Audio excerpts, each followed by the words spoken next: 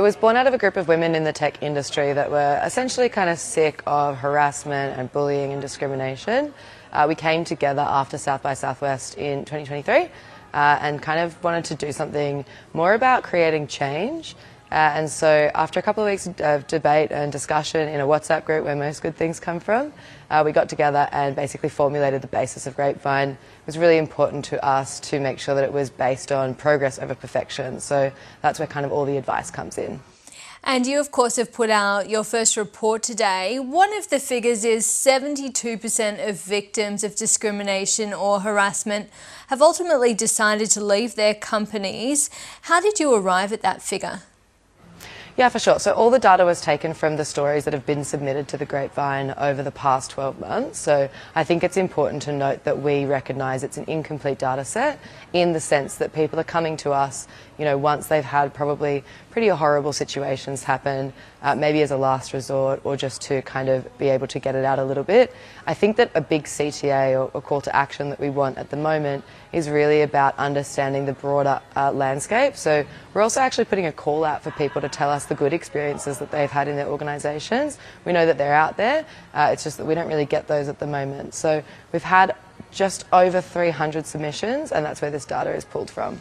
And from those 300 submissions, you've deducted the 96% of victims who did report their experiences to their company say they had a negative experience. Did that talk to you around the culture that you've experienced?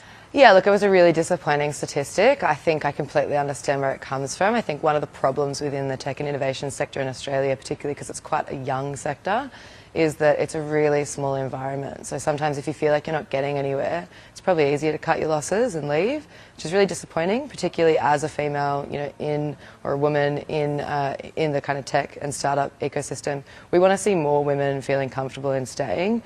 So the concept that they were leaving, it just, yeah, I guess it really frustrated us. And the tech industry, we know, is male dominated. How hard is it to come out and speak about these things? Yeah, I think that's why the Anonymous platform has really helped and worked for so many people. It is a really small industry, so I think it's quite hard to speak about it. I also think that, like, a lot of times people that have experienced it don't really want to be a martyr or a scapegoat, which I completely understand. I don't think for us, I guess we've always sort of worked under this idea that you catch more flies with honey, and it's this concept that, you know, we've all done things that we probably regret in our lives, but it's all of our responsibilities to do the right thing for tomorrow. So even if you've made a mistake, the whole concept behind the advice that we give is really that the next time you're faced with that situation, you can make a better decision. So it's really about progressing over time. Well, today's report would be disheartening reading for young women wanting to enter the tech industry in Australia. What do you say to them? Are you seeing change happening?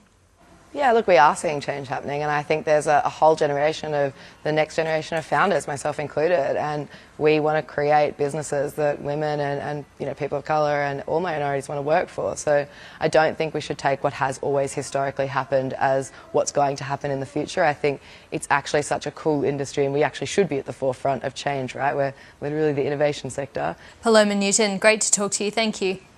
Thanks.